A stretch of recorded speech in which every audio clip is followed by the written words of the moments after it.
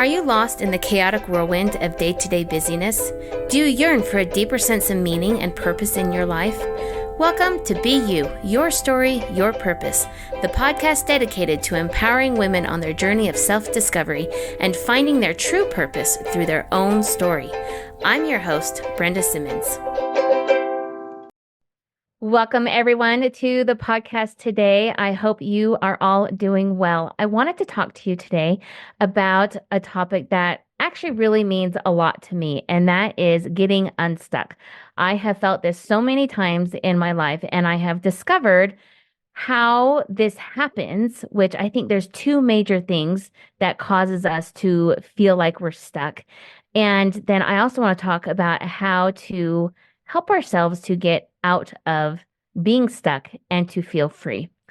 So to start off with, I want to share with you a story about my friend Jenny. Jenny and I met, it's been almost 11 years now, and we worked very closely together at the firehouse. So we call it the firehouse. It was the original firehouse in the town where we lived, and it later became the police station, and then it later became a little community center. And so I was hired to develop an after-school program for elementary and middle school and junior high kids. And so that is where Jenny and I met. And I had the opportunity to work with Jenny for several years, and it was a delight. Jenny has become one of my very best friends, and I absolutely love working with her. Now, one of the things that I really love about what Jenny does is she's very intentional with how she approaches new ideas. She's one of these people who has just a ton of different ideas, and she is very conscientious about where those ideas go. So what I mean by that, when you get an idea, you either know you need to do it right now, you need to experiment with it for a little bit, or you need to, what she used to call, or does call, put it on the shelf. And so putting ideas on the shelf doesn't mean that they are gone. It just means that it's not the right time for them. And so as we were creating this after school program, and we also did community events, there was a senior program and downtown revitalization. I mean, there was a lot of different moving components to what we worked on together. And there were things that we discovered that we thought, oh, this would be really, really amazing. So one of those things was we really wanted to have a bus pick up kids immediately after school and bring them to the firehouse so that the parents, especially those who were working, didn't have to worry about transportation for their kiddos, and they could know that they were being transported in a very safe, controlled environment. So that was an idea that we had, and we really worked towards this, but we also realized that it wasn't time for us to implement that. We had to first get the program going. And so that is actually what we did. And so there are a lot of things like that where we knew we either needed to implement that idea immediately, and it was just the answer to the problem that we were facing, or we needed to just kind of test it out and see where it belonged, and we found that some ideas belonged in the senior program, but not in the youth program, or vice versa, or it was something that was a community event, but maybe not a part of our downtown revitalization, right? So there are a lot of different areas where an idea could be placed.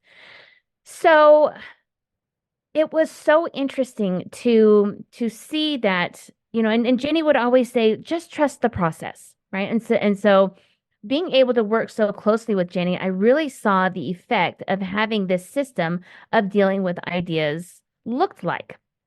And so we eventually both moved on. And just to finish my story, the guy who took over the firehouse after we both left was able to implement the bus system. So that just made our heart just so happy, knowing that these things that we had placed on the shelf for the program were being taken down and implemented at the right time.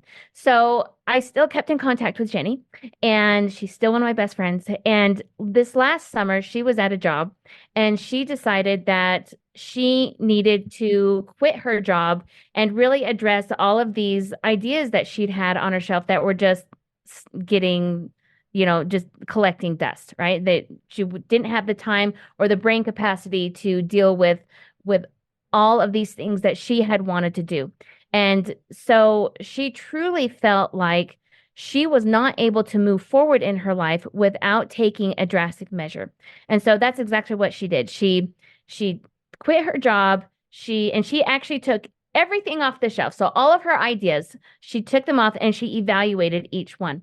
And she started systematically going through them and trying them out to see, and these were like business ideas, right? And so she systematically went through each idea to see if it was the right time, to see if it was a viable idea, and to see if it really matched with her identity with where she was at the time.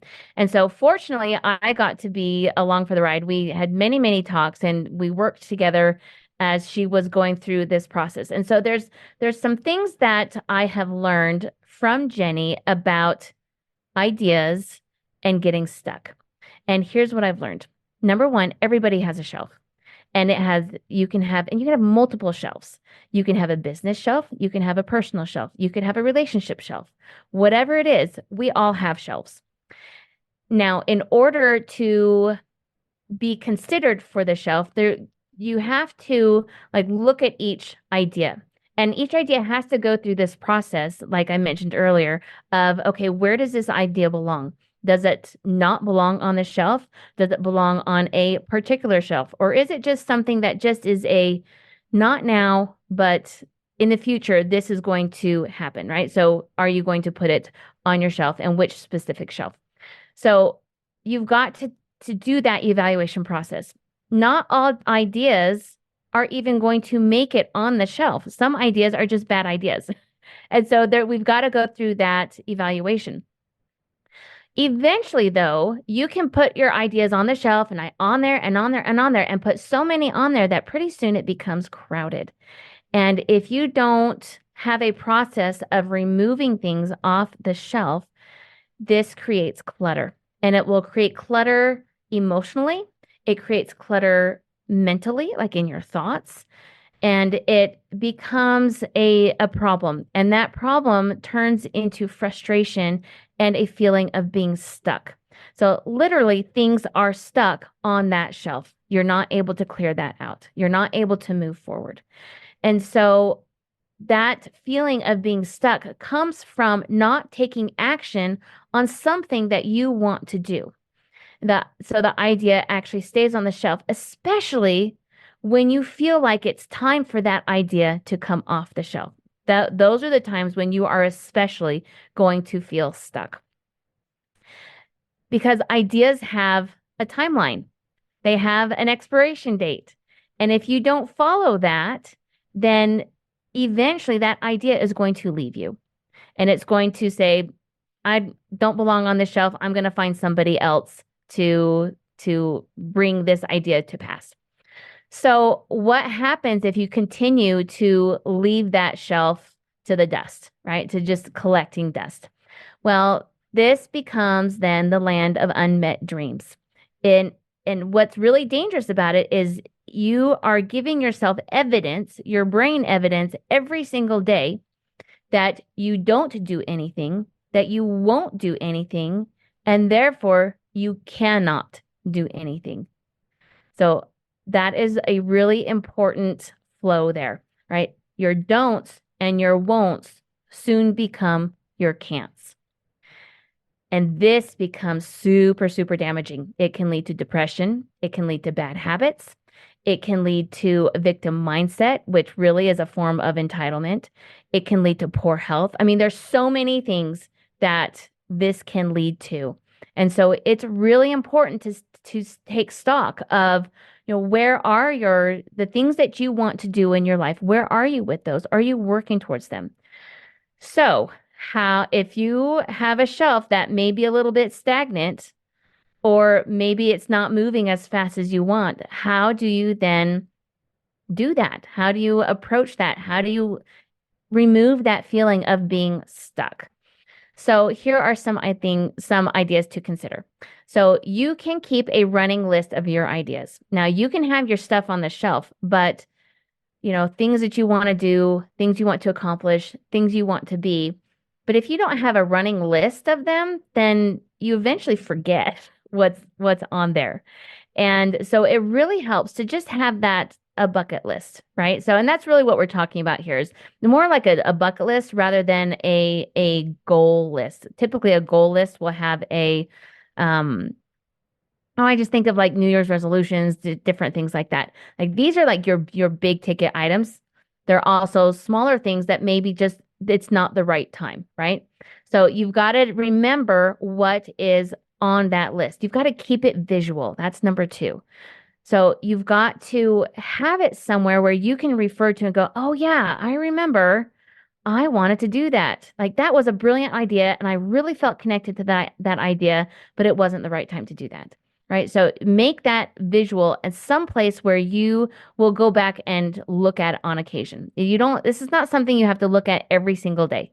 That's your current goals. Those you should look at every day. But a bucket list is a reminder of, okay, what's coming, right?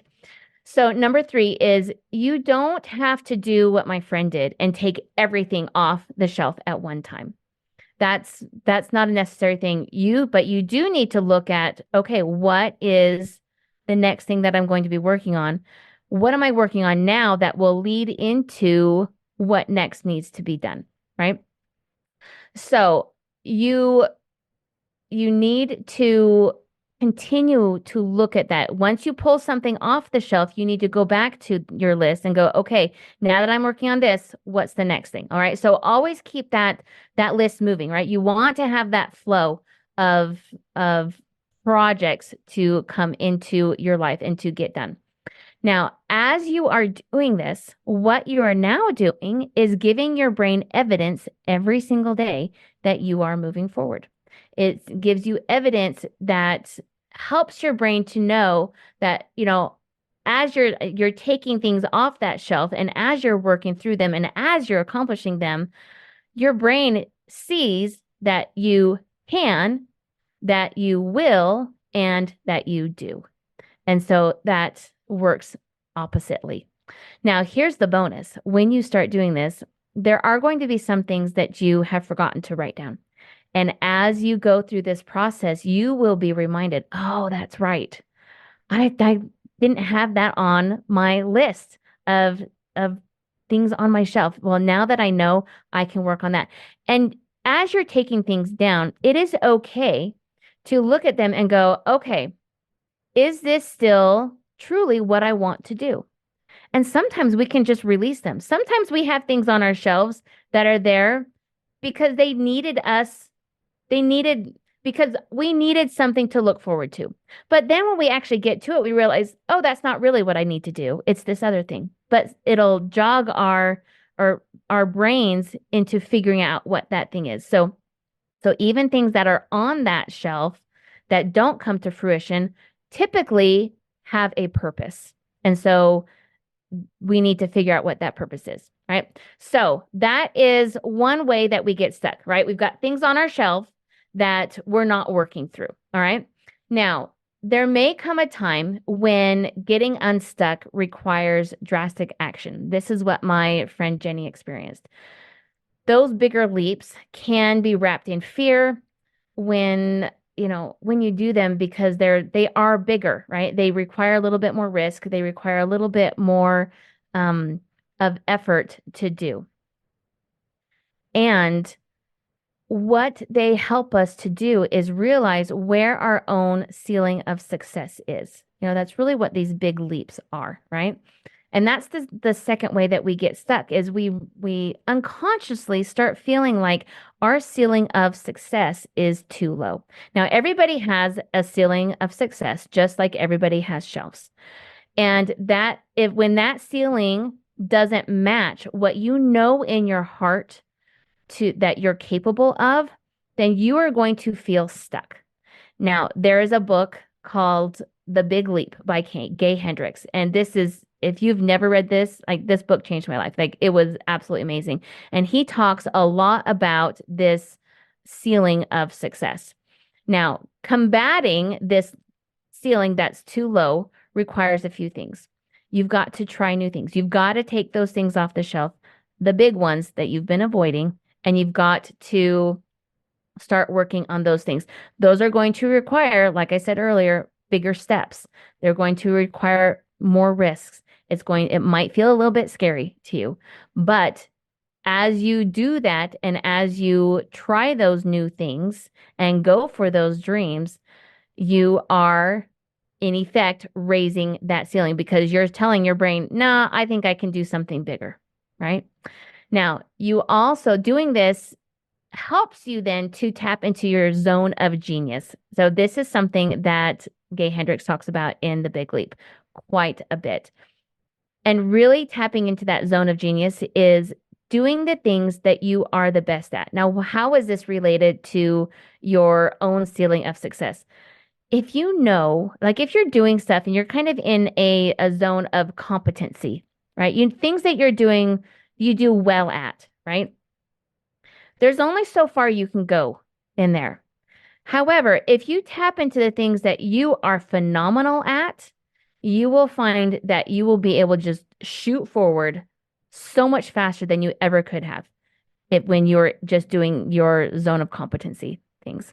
So tap into that zone of genius and then you will see that, oh, that's kind of where you find out where your own capabilities are, right? And you go, I am so amazing at this. Why am I not tapping into this, right? So once you do, you will find that your world expands, right? That ceiling expands. You also have to do some personal reality checks. Do your thoughts, do your feelings, your actions match what you know you are capable of? And if they don't, then that needs to be changed. And as you do make those changes, then that ceiling can for sure be risen. And as you go about all of these processes, make sure that you record your successes, even those little tiny ones, because these are, again, evidences of forward progression. You've got to give your brain the evidence of that progression, that forward movement, that momentum, because that is what helps your brain to go, oh, I'm actually moving. I am accomplishing things and I am not stuck. So those are some ways that some things that you can do to help you to not feel stuck anymore. So just remember that feeling stuck is a result of inaction. So either things are left on the shelf or you're keeping your success ceiling too low. So there's an inaction going on there. So that means that the opposite is true for being free. So being free then is a result of action towards something you want to accomplish. Doesn't matter how big or how small that is. It just has to be right for that moment. Then giving your brain that evidence every single day of forward moving progress not only removes that feeling of being stuck, but it also raises your capacity for success. Now, what that looks like is going to be unique to you, but it is a really fun journey indeed. So if you liked this, please press like, please subscribe. And if you know somebody who could benefit from this podcast, please share it. That is just the greatest compliment to me. I hope you enjoyed it. I hope you found benefit in it.